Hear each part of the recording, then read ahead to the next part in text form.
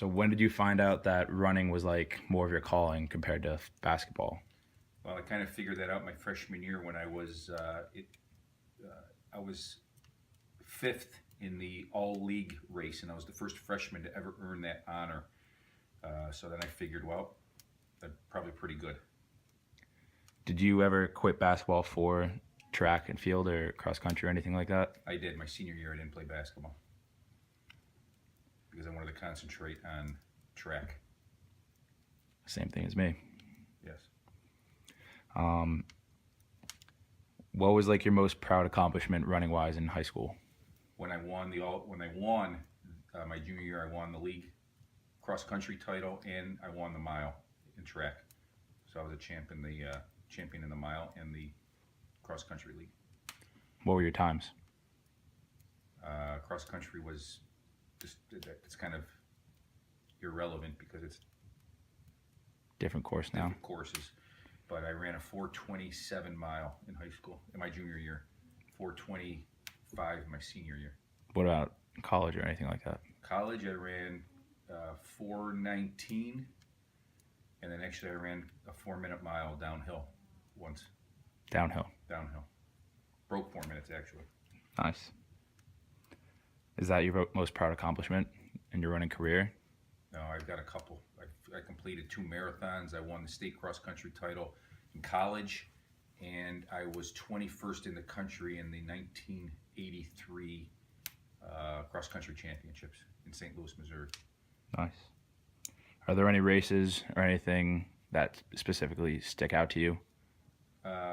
Yes, 2 marathons that I ran in New York in 1994 and 1995, and when I was state champ, and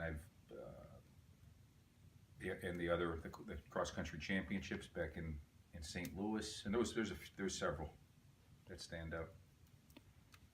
It's often said in relation to basketball, like people say, ball is life. Would you say growing up, running was life for you? More or less through college, because that's what I went to college for. Where did you attend college? I went to Edinburgh University, just outside of Erie, PA, about 90 miles south of Buffalo, and then I transferred to Buffalo State College. You ran at both? I ran at both. Was there one that helped you a little bit more? Like a better team or anything like that? We were always ranked in the top 10 in the country, Division II. Buffalo State, I was kind of a man on an island. There wasn't much of a team, so I ran by myself. I never ran with a team. I used to drive myself to the meets on Saturdays. You didn't really go there for running as much, though, in the end, right? No, I only ran at Buffalo State 1 year, and then I got hurt my senior year. And You called it quits. called it a day and got a job. Did running ever bring you closer to some people? I still hang out with all of my college buddies today. Over 30 years. Has it ever driven you away from others? Like it took up too much time and like you stopped talking to someone or anything like that? Never. Always stuck to it. Did running ever give you any opportunities that you didn't think it would besides college? Like Sure, I think athletics helped me gain more confidence in myself and employment to some degree. When you have a name recognition out there, people know who you are. You may be given opportunities that others that don't have the name recognition won't have. When you worked for BFI, that's how you got into the marathons, correct? Correct. So that you could say that helped you a lot. Yeah. BFI was actually a major sponsor for the marathons back in the early 90s, and we were given preferential treatment at that time, VIP treatment, if you will. But as far as running, it opened doors for me from an employment standpoint because my name was out there, so people knew my name, so I would get at least the door open for me. Then I had to sell myself. Here is the poster from the New York City Marathon, 1994. Here's the poster for the marathon in 1993. Can you tell us a little bit about how you prepared for the marathons and what like basically brought you to them, and like what your times were and how you trained and everything? I was working full time with two young children and a wife, so my training wasn't where it normally would have been if I was really trying to be competitive. But I only ran about 40 or 50 miles a week for 3 months I started training for the marathon 90 days prior to the start date of the marathon. And then I ran in 1994. I ran 2 hours and 40 minutes. In 1995, I ran 2 hours and 53 minutes. I hit the wall in both marathons. Do you remember your placing in them?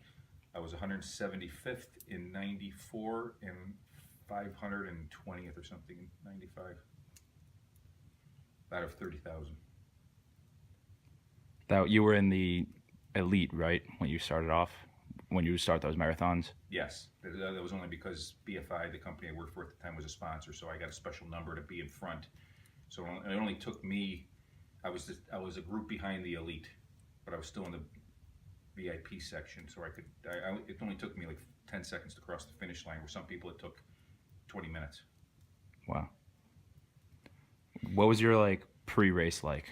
So like the day of the race or the night before or even the week before, how did you prepare yourself? Well, I tapered off, meaning I didn't run as much. I just jogged and tried to maintain a good, consistent day, that I not deviate from anything that I was doing before from a work or personal standpoint. What would you do the night before? Would you read something simple? Would you eat something? Well, actually, the night before I would just go out and do, have dinner. It's actually 2 nights before is where you really had to rest. Really? What would you like personally before a meet? I like to go and get like, last year I'd get like a chicken parm sandwich with spaghetti underneath. Like that's what I ate every time before. Is there anything like that you would do? No, not necessarily. I didn't. Back when I ran, the nutrition wasn't very well. It wasn't part of our routine. We just did what we did. Mm-hmm. Nobody told you to eat a certain way or do a certain thing, or like yoga. People do yoga now for running, and we never did that. What about the day before? Or I mean, like the day of, like the morning. Like, would you like drink coffee or just water? Yeah, anything probably like have that? a couple cups of coffee and some water, and maybe Pop-Tart or something. Something to stay in you. Yeah. Was there anything that you would wear that you would consider like you're lucky, like lucky shoes, lucky top, socks, anything like that? No, nothing. Nothing really superstitious. Was there one pair of shoes that you wore all throughout? Well, yeah, I wore the same pair of shoes. I never had a second pair. We didn't have multiple pairs of shoes back then. We just wore one pair of shoes. No, but I mean, like, do you still have one? Like, do you still like? Because I know you have green racing shoes. Like, what was there a reason why green was special to you? No, just kind of a cool color. Have you ever thought about coaching cross country or track and field in the future? Did. I coached track at my old high school, and I was assistant cross country coach at Buffalo State College back in like 86, 87. I did that for a couple of years. And I also was for a different career path. I had a job teaching at my old high school before I got the job in the business world, and that's what I was going to pursue and do, and coach and teach. But it went another direction. Which of the running sports do you like the best? Cross country, track and field, or even road running? They're all different, and they're all I like them all. But which one? Times of the year. Probably if I was to pick one, I like probably cross country, roads, and then the track. And you excelled in roads probably the most, or in cross country? Yeah, probably after college I had a better career than probably during college, so I excelled in the roads after. Did you ever have any unusual workouts that you would do that, like, to the normal person would seem like out of like crazy almost? To the normal person or to a runner? To a normal person, they all probably sounded crazy, but to a runner, like, would you ever like run in rivers or on sand or anything like that? no, nothing obscure like that. No, everything was either on the track, on the roads, or on a golf course. Did you ever make any enemies when running? Like, you ever have someone that was like your rival that you would go I had against? rivals, yes. I never had enemies, but I had rivals who I'm friends with today, actually. If you could rerun any race throughout your whole career, which one would it be? I would rerun the 2 marathons. I would rerun the national championship race in cross country in the fall of '84 in Columbus, Ohio. I would rerun probably a couple track races in college.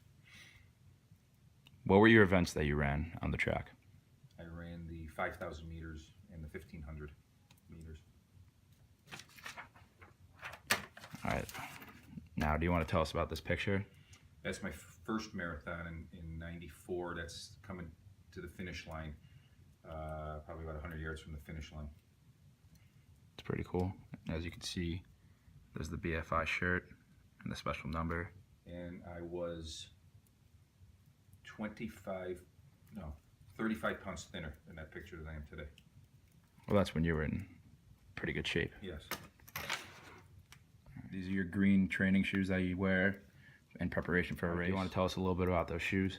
Yes, actually, correction. I ran the New York City marathons in 1993 and '94, not 1994 and '95. And these were the shoes I wore in both of those marathons, which I still wear today when I race. So they're kind of, you can see they're kind of worn, put together. I got, I think, a couple safety pins to keep them together.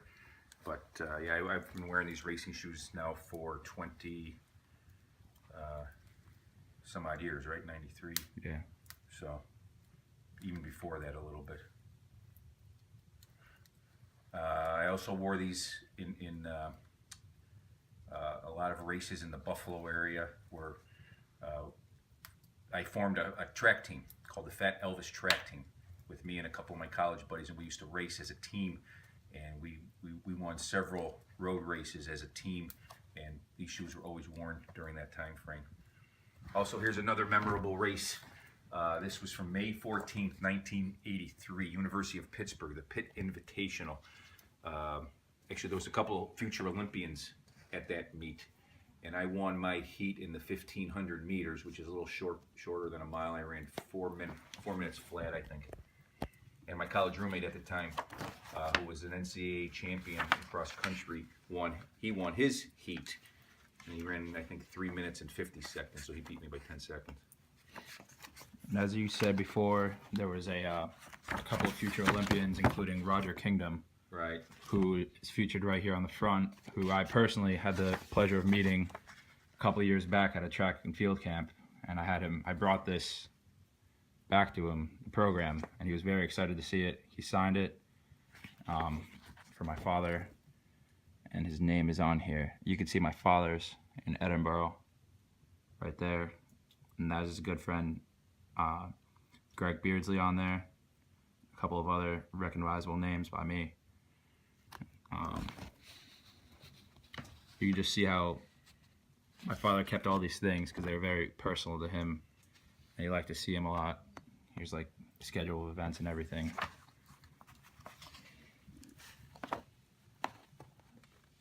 You can see how everything is so well maintained.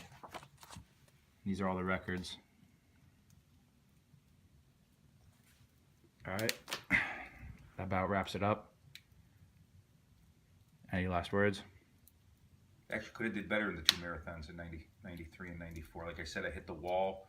I was in the top 100 in 1993, and then I didn't hydrate myself well enough, so I was dehydrated, and I just kind of fell apart and dropped from in the top 100 to 175th, and wish I could do that one over again, like I said earlier. Other than that, nope, good luck, kids.